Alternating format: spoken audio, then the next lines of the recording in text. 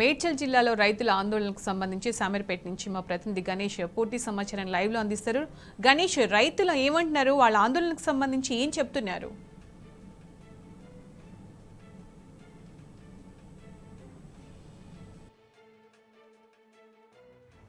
ఎన్నికలకు సంబంధించి గత ప్రభుత్వం ఏదైతే కాంగ్రెస్ ప్రభుత్వం హామీలు ఇవ్వడం జరిగిందో అది ఇప్పుడు తప్పుదారి పట్టడం జరిగింది. దేశానికి అన్నం పెట్టే రైతన్న పట్ల కూడా మరొకసారి ఆవేదన కనబడటం జరుగుతుంది. అప్పుడు ఎన్నికల హామీలో భాగంగా రైతులందరికీ ఎవరైతే వడ్లు పండిస్తారో వారందరికీ కూడా 500 రూపాయల బోనస్ ఇస్తామని చెప్పడం జరిగింది. ఇప్పుడు చూసుకున్నట్టయితే వడ్లు ఏదైతే దొడ్డు వడ్లు కాదు, వడ్లు ఏదైనా సరే వడ్లకు 500 రూపాయల బోనస్ ఇవ్వాల్సిందే.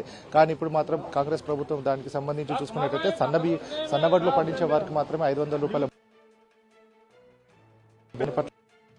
పంటకు బోనస్ ఇవ్వాలి. రైతన్నలు కూడా పండించిన పంటకు బోనస్ ఇవ్వాల్సింది పోయి అది దొడ్డు వడ్ల సన్న వడ్ల అనే దానిపైన లేదు. రైతులకు న్యాయం చేయాల్సిన అవసరం లేదనేటు ఉద్దేశం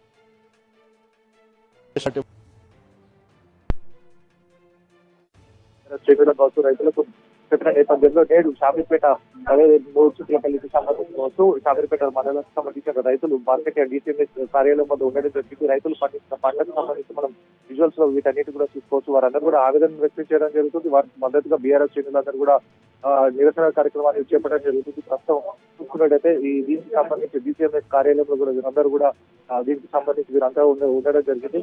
ప్రస్తుతం అంటే ఏదైతే ప్రభుత్వం 500 రూపాయల బోనస్ ఇస్తా అనడం, ఇప్పుడు చూసుకున్నట్టు సన్నం బడ్లకి ఇస్తా అనడం పట్ల కూడా వ్యక్తం చేస్తున్నారు. అలాగే ఇప్పుడు సేపట్లో మాజీ మంత్రి మల్లారెడ్డి గారి ఆధ్వర్యంలో నిరసన కార్యక్రమాలు చేపట్టడం జరుగుతుంది. ప్రస్తుతం సేపట్లో మాజీ మంత్రి మల్లారెడ్డి గారి ఆధ్వర్యంలో నిరసన కార్యక్రమాలు చేపట్టడం జరుగుతుంది. ప్రస్తుతం DCMS chairman DCMS Madhukar Reddy గారు ఉన్నారు. సార్ చెప్పండి, ఎట్లా ఉంది అసలు మొన్న ఎలక్షన్ లో చూసుకున్నట్టయితే వడ్లు అన్నారు, ఇప్పుడేమో దొడ్డు వడ్లు సన్న వడ్లు అనేది పేచి కనబడుతుంది. రైతులు కావచ్చు, మీరు ఏమనుకుంటున్నారు? ఇలా కాంగ్రెస్ ప్రభుత్వం నిజంగా రైతుల పట్ల వ్యవహరిస్తున్నటువంటి తీరు చాలా బాధాకరం. దీన్ని తెలంగాణలో ఉన్నటువంటి ప్రతి ఒక్క వ్యక్తి కూడా ఖండించాల్సిన అవసరం ఉంది. రైతు లేకపోతే మరి రాజ్యం లేదనే విధంగా కేసీఆర్ రాజ్యాన్ని తెస్తే మరి ఇలా ముఖ్యమంత్రి గారు ఈ రైతే వద్దు, ఈ రాజ్యం వద్దే అనే విధంగా మాట్లాడుతున్నాడు. డబ్బల ఓట్లు పడేదాకా లొడలోడ మాట్లాడిన ముఖ్యమంత్రి డబ్బల ఓట్లు పడ్డాక మరి సన్నవడ్లకే ఇస్తామని పేచీ పెట్టడం అనేది, నువ్వేందబ్బా సన్నవడ్లకి ఇప్పించేది? మార్కెట్లోనే 500 నీకంటే 1000 రూపాయలు ఎక్కువ వచ్చే పరిస్థితి ఉంది. ఇవాళ సన్నవడ్లకు నువ్వేంది ఇచ్చేది? అంటే రైతాంగాన్ని అస్థిరపరచడమే ఇవాళ ఏకైక లక్ష్యంగా పనిచేస్తున్నాడు. నల్ల చట్టాలు ఏదైతే బీజేపీ తేవాలన్నదో దానికి అనుగుణంగా పనిచేస్తున్నటువంటి ముఖ్యమంత్రి దేశంలో ఎవరన్నా ఉన్నారంటే అది రేవంత్ రెడ్డి గారే ఉన్నారు. ఇలా కాంగ్రెస్ వచ్చిందంటే కరువు వచ్చింది, ఇలా కాంగ్రెస్ వచ్చిందంటే మోటార్లు కాలిపోతున్నాయి, ఇలా కాంగ్రెస్ వచ్చిందనంటే స్టార్టర్లు పేలిపోతున్నాయి. ఇలా ఈ పరిస్థితి తెలంగాణ రాష్ట్రంలో ఉంది. అయ్యో అన్నమా రామచంద్ర అని చెప్పి ఇలా రైతు గోస చూస్తుంటే చాలా బాధాకరమైన పరిస్థితి వస్తుంది. గత 40-50 సంవత్సరాలు ఏదైతే తెలంగాణ ఉందో గా పరిస్థితి ఇవాళ రైతులను గోసపెట్టే పరిస్థితికి తీసుకుపోయింది ఈ ముఖ్యమంత్రి. ఆ ఘనత మాత్రం ఈ ముఖ్యమంత్రికే దక్కుతుంది. ఇవాళ రాత్రి మా గౌరవ కేసీఆర్ గారు ఒక్కటే ఒక పిలిపిస్తే మరి రైతులకు అండగా ఉంటామని మా నాయకులు గాని రైతులు గాని ఇంత గొప్పగా వచ్చిరనంటే ఇవాళ మా టీఆర్ఎస్ పార్టీ గాని మా నాయకుడు గాని రైతుల పట్ల ఉన్నటువంటి చిత్తశుద్ధి కనబడుతుంది. కానీ నువ్వు చెప్పిన హామీలను నెరవేర్చక, నువ్వు చెప్పినటువంటి హామీలను బోగస్ మాటలను నెరవేర్చక రైతుల పట్ల చేస్తున్నటువంటి ఈ నిరంకుశమైనటువంటి ప్రభుత్వాన్ని నిజంగా ఎవరో అవసరం లేదు, ఈ రైతులే గద్దె దించుతారు అతి తొందరలో.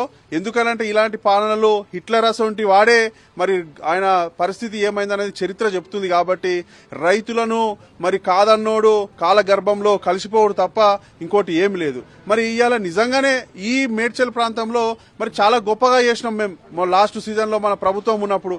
ఈ 30,000 మెట్రిక్ టన్లకు 300 తిప్పలు పడుతుంది వీటిని తీసుకోనికి. మరి జిల్లాల పరిస్థితి చూస్తే మరి చాలా ఘోరమైన పరిస్థితి వస్తుంది. కలెక్టర్ ఆఫీసుల కాడికి పోయి మరి పోలీసు వాళ్ళ కాలు మొక్కే పరిస్థితి వచ్చిందంటే ఇలా తెలంగాణలో నిజంగా దొరలపాలన అంటే గిది దొరలపాలన అనే విధంగా పోతుంది. కాబట్టి ఇప్పటికైనా ముఖ్యమంత్రి గారు, ఇప్పటికైనా మీరు రైతుల పక్షాన ఉండండి, మీ మంత్రులు ఉండండి తప్ప ఏదో అవతల పార్టీని మాట్లాడతాము ఇక అది పోయింది ఇది పోయిందని చెప్పి బురద జల్లే కార్యక్రమం వద్దు. కేసీఆర్ గారి మీద మీరు మాట మాట్లాడితే సూర్యుని పైన ఉమ్మేసినట్టే అవుతుంది, తిరిగి మీ మీద పడుతుంది తప్ప ఇంకోటి కాదనే ఉద్దేశం మాత్రం రైతుల పక్షాన ఇలా మేము గట్టిగా చెప్తున్నాం. అలాగే మీరు చెప్పండి, ఎన్నో ప్రభుత్వాలను చూసారు, మొన్న గత ప్రభుత్వాన్ని చూసారు, 6 నెలలు కూడా కాలేదు. ఇప్పుడు ఒక ఎలక్షన్ లో ఒక మాట మాట్లాడారు, వడ్లు వేస్తే 500 ఇస్తామన్నారు. ఇప్పుడు అసలు ఏం జరుగుతుంది మీకు చెప్పండి. హలో, 500 ఇస్తామని చెప్పారు వడ్లకు. ఆ ఒడ్లు 500 లేదు, కొంటోళ్ళే చక్కగా లేరు. ఈడ ఇది ఉంటే అది లేదు, అది ఉంటే ఇది లేదు. కరెంట్ ఎప్పుడు కాలిపోతూనే ఉంది, చాటాలు కాలిపోతున్నాయి, మోటార్లు కాలిపోతున్నాయి. ఈ ప్రభుత్వం వచ్చి మా రైతులకు మంచిగా చేయాలి. ఎకరాకు క్వింటల్కు 500 ఇస్తా ఉన్నారు. సరే 500 ఇవ్వకుంటే 200 300 అని ఎక్కువ చేయాలి. అదే ధర కొంటామంటారు, అది కూడా సరిగా లేదు. ఎట్లా ఈ ప్రభుత్వం ఏంది? కరెక్ట్గా చేస్తే దయ ఉండాలి, మా రైతుల మీద ఉండాలని మనం చేస్తున్నాం.